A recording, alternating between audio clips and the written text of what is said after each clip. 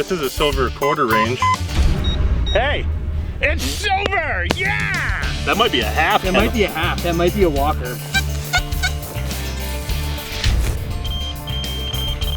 Neat, man. Ooh. There's still gold gilt on the back. I have goosebumps. We dream about stuff like this. Finding treasure. It's finding buried treasure in history. It back to people that Exactly. That were here. We are detectorists with a passion for history. There's nothing like the thrill of trekking across old New England fields, Cellar holes, Barnyards, and old homes, hitting a target, digging a plug, and recovering a relic that reunites us with our past. We unearth the mysteries that our ancestors left behind. We are All.Metal.Militia. defending history. And this is River Valley relic hunting.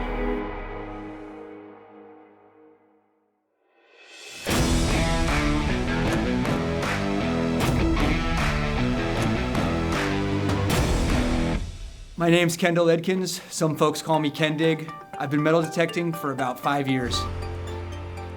Hi, I'm Jim Sharois. I've been detecting for around 8-9 years. Sometimes they call me Iron Jim. My name's Ed Merrill. I've been detecting for approximately 8 to 9 years. I like metal detecting because it's the closest thing to time travel. I just got a permission for a farmhouse and farmland dating back to the mid-1700s. And I can't wait to get in touch with Jim and Kendall to let them know that we have permission for this entire property to go up and search for some history.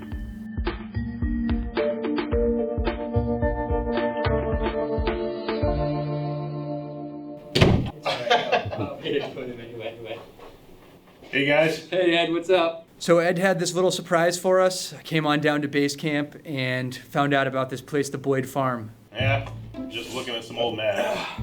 Brought this along. What you got there? Guilford Mineral Springs spring water bottle. Oh, do you think it's a little early to be hitting the bottle?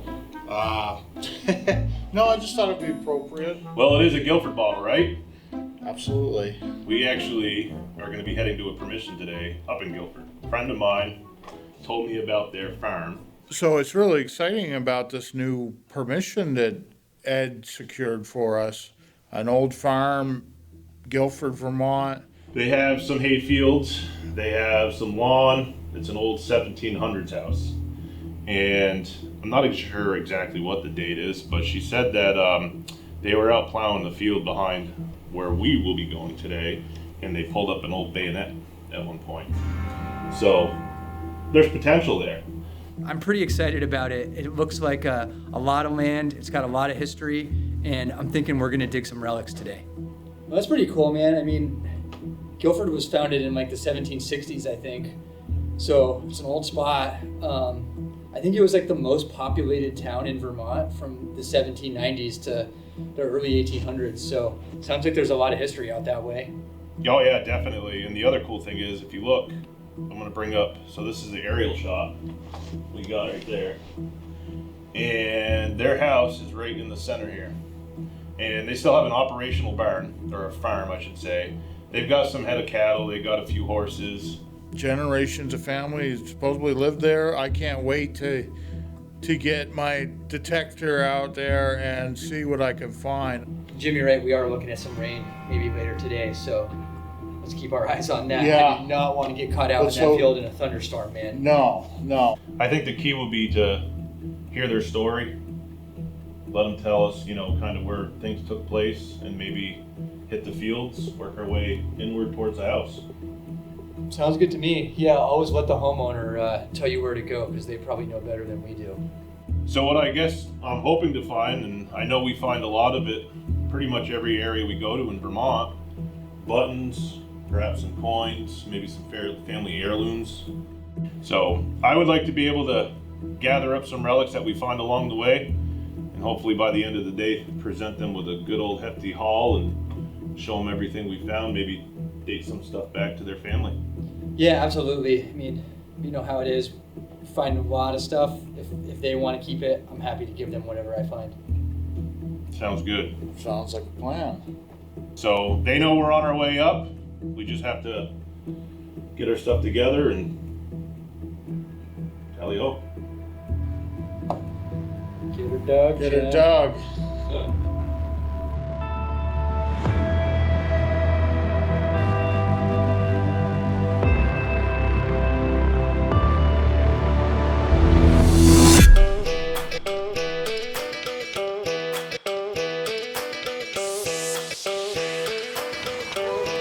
So we arrive at the farm, and I had already contacted Lynn and let her know what time we were going to be there. And I was very excited for Jim and Kendall. We got a chance to meet Lynn. She told us a little bit about the history of the farm, which was really interesting, and was able to just sort of show us that there were things to be found. I'm Lynn, and I live with Paul here at Boyd Farm. I'm Paul Boyd. He's the owner. I've been here all my life, 52 years. I know Ed as a friend and invited him here to do the metal detecting because we're very interested in the history of the place as well, and you know what they could find. It's so exciting. What year does this? The house and the barn both date back to the 1700s. It's a post and beam built house inside. It's kind of interesting in the attic when you go upstairs and look. It's very old, filled with lots of old stuff. And this house, this has been in the family for as many generations as I know back. Yeah. You guys are mostly hay fields and Hay pastures. fields, yeah. We usually hay all the fields in the home farm. We make maple syrup in the sugar barn down there. We don't milk in the barn anymore at all. We raise pigs and cows, and we butcher for meat. Wow, you guys are doing a lot. Lots. Plus we have a farm store, and we do eggs, and we have a lot of stuff. Outside of the family history, do you know of any military travels, any campsites? All of his relatives. Oh, you mean on the property? On the property, or I don't know of any sites, but I know that his father and grandfather were both in the military. There's a huge military history, so they could have brought stuff back with them. According to Lynn, Paul's family has had a pretty extensive military background. A lot of the members of his family have signed up to serve their country. I think going back, even to the Civil War or even maybe the Revolutionary War. So being this is such an old property with some pretty serious military connections, I'm hoping that we can unearth some military relics while we're here. Where might you suggest would be a good place for us to I'd go to poke any around? of the fields and poke around. That's what I would do, because all these fields have just been mowed. So, yeah, and they've all just been mowed. They're good to be walked in. And up in the back of this field right here behind the house, behind the tree line, there's another whole set of field, and that's all of our property goes all up in there, too. we appreciate the fact that you're allowing us to come up. No, I think and do everybody this, has and to be good stewards of the land, and they have to share it, and everybody has to love it for their own particular reason, or we're not going to be able to hold on to big tracts of land anymore. I'm This really is part hoping of it. that we find some relics from the past from family. It would just be to put interesting, the wouldn't story it? together, Yeah. to show you some of the stuff that they lost along the way Yeah. while they were out working these fields. Exactly. We got our work cut out for us. Oh yeah, we do. Indeed. Yes, you guys got to get detecting and find some cool stuff. With that being said, So Lynn gave us some good ideas of places to go search, places that she thinks we might find some stuff. So the plan now is our usual plan. That's that Ed, Jim, and I kind of fan out and work our way around some of these fields and hope to come across a hot spot.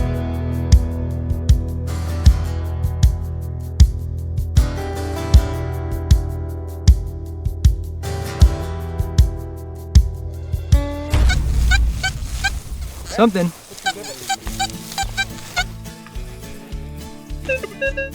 oh yeah, all day, Memorial Penny. You already got a tone. You wanna do it? Jim calls it a memorial penny right there. What say you, Ed?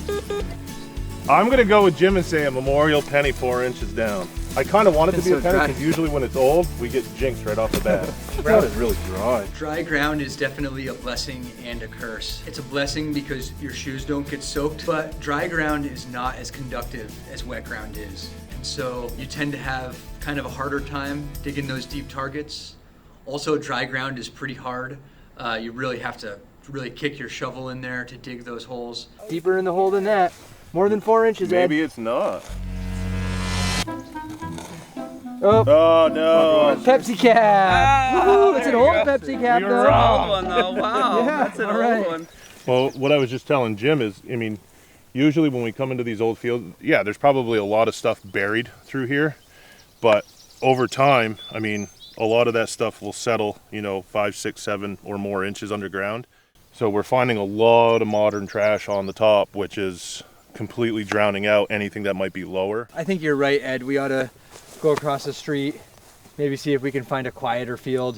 You can see they're letting fireworks off here and shooting. So they probably had people out here, they probably drinking sodas and that's why shooting bullets. We have How many bullets did we find going up through there? So bullets and beer caps. It's the American dream. We find a ton of them. Maybe one day there'll be folks out there hunting for things that tell them about us, and what they're gonna find is bullets and beer caps. We get into an older spot though. I mean, you've seen it before. Yeah, I'm up for it, man. So I'm okay with a short walk to something that can perhaps be more fruitful. So we might as well bounce around and find that pocket of something. Once we get into that pocket of relics, game on.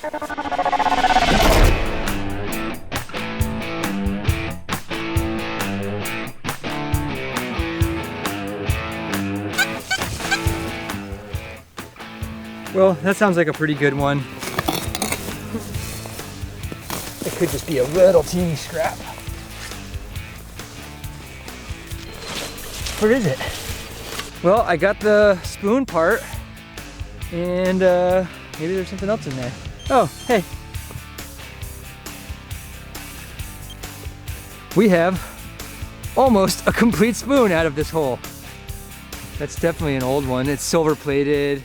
So of all the eating utensils that we find, spoons are the number one. Sometimes we find a fork or a knife, but 10 times to 1, it's gonna be a spoon. Spoons have been around since about 10,000 BC, and so I guess there's a lot of them out there to find. Maybe we finally got into the right spot.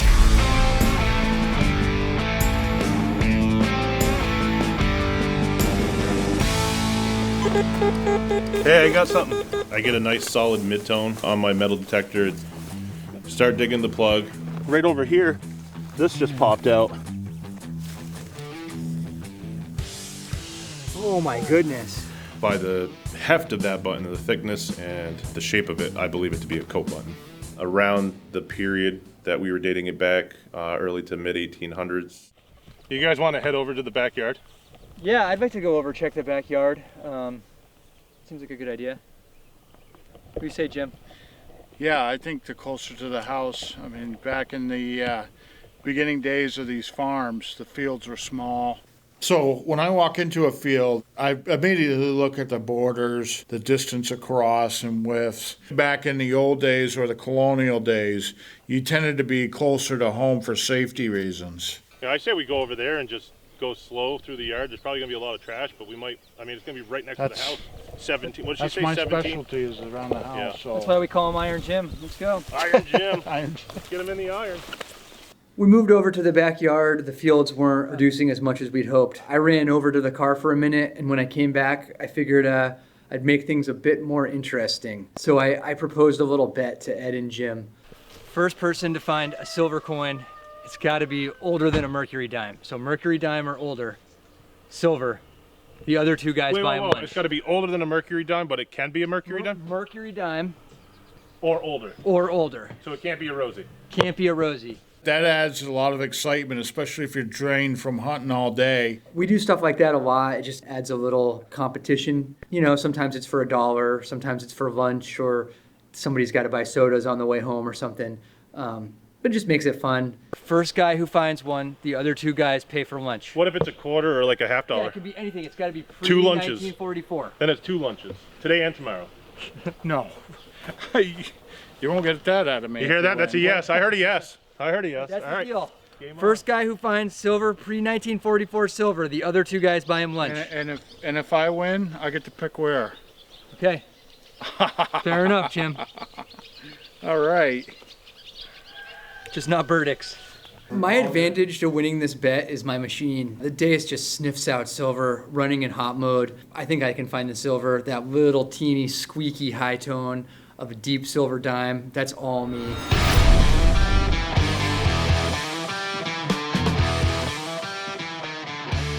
This is probably just a modern quarter. Coin. It's a memorial.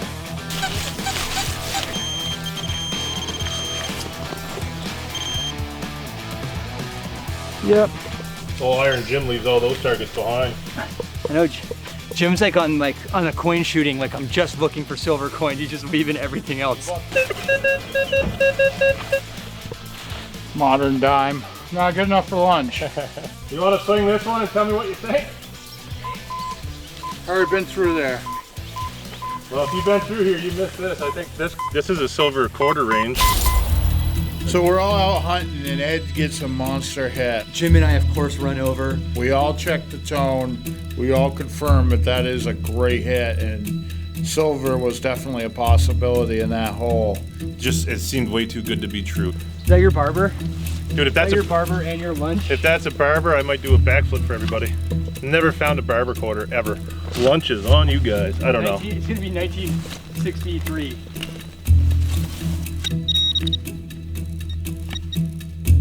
Hey! It's silver! Yeah!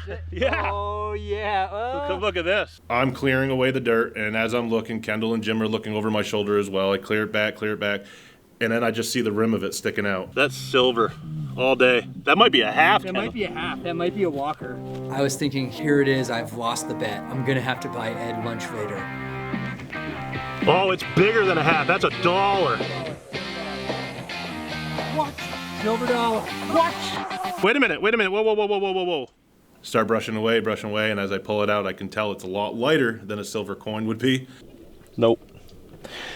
It's not what we thought it was. What is it? Play money? I'm embarrassed to tell you. And as Ed cleans it, we discover that it is not a silver dollar or silver at all. It's in fact a Vermont State Lottery scratch ticket scratcher that says "Good Clean Fun" on it. So that was definitely a highlight of our day.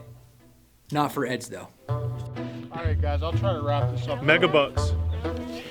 Tri-State Megabucks Plus. Hey, I'll buy a ticket tonight. Good clean fun. I can't believe I missed that signal, though. I'm mad. Oh my gosh, that's so funny. That's a heartbreaker. What kind of sandwich is that? Jim's been carrying that sandwich around in his pouch. What kind of sandwich is that? Since the morning. Peanut butter and jelly. Peanut butter and jelly? How many do you have? One. Oh, that's good, doesn't it?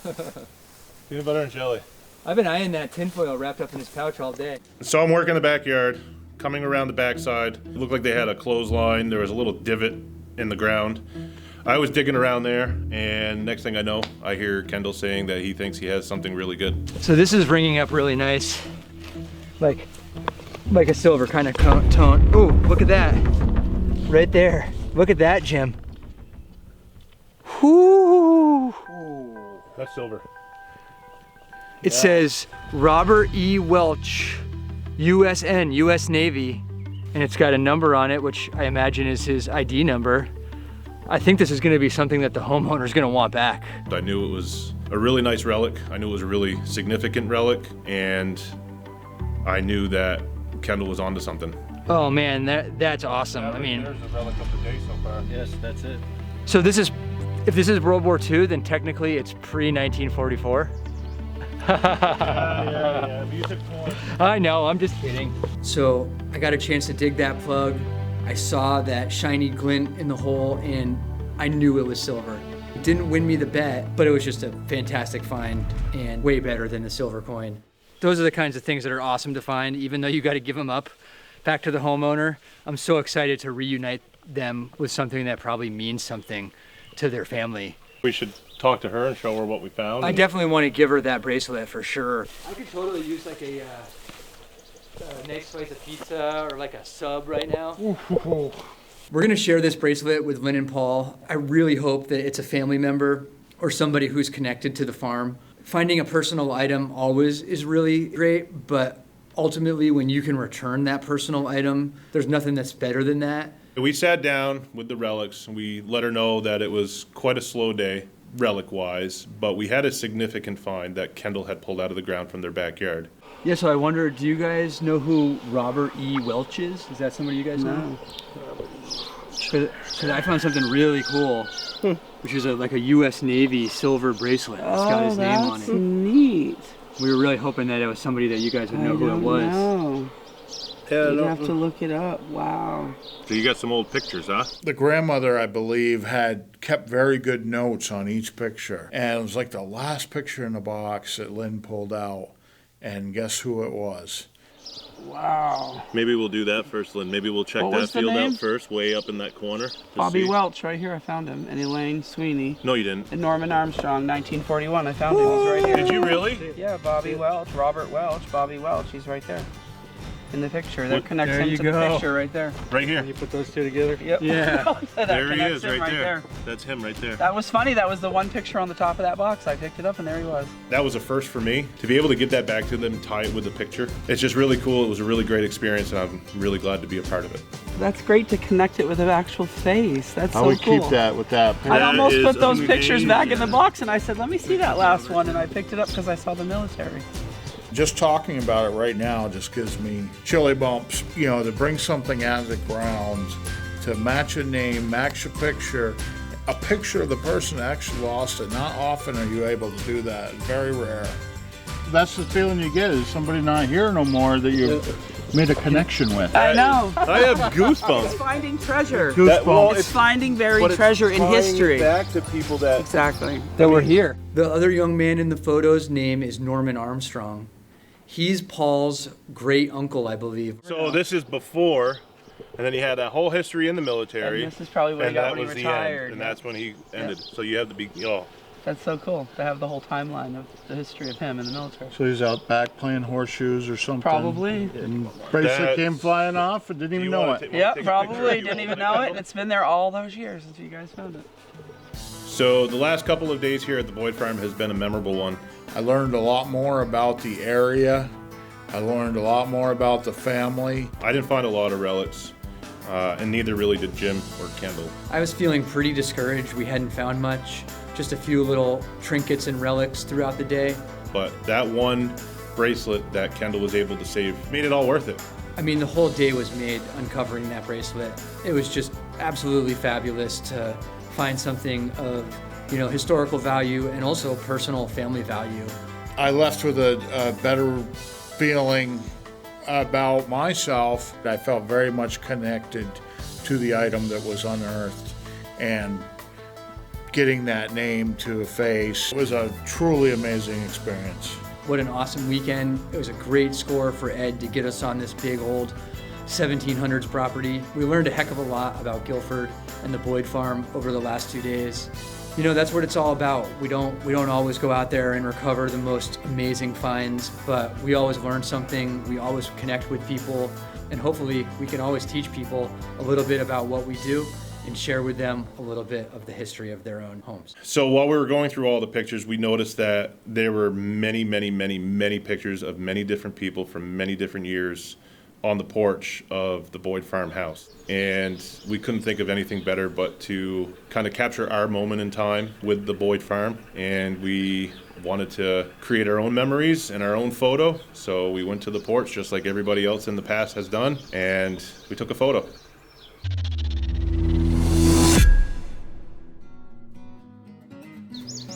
This concludes this episode of River Valley Relics. No. Kurt, one more time. This concludes River Valley Relic Hunters. Okay. Tell me when. This concludes. He's got me all stirred up now. I can't be natural if I got him thinking about it. Okay, you ready? Cut, take 3. So we got to be careful. If he's eating lunch over here, we don't want you coming over and... What? He's got his own sandwich. Look, you can see the tinfoil in his pouch. Jim never comes unprepared. Let's get back. That board looks like it's not going to take much more. Come on, bullseye. Nice. Yeah! Bullseye.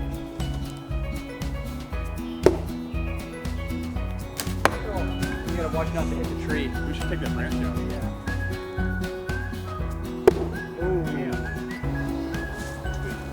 Your turn, Jim. Jambalaya. Oh, bullseye. Oh, this is addicting. Oh my God, yeah, it is, dude.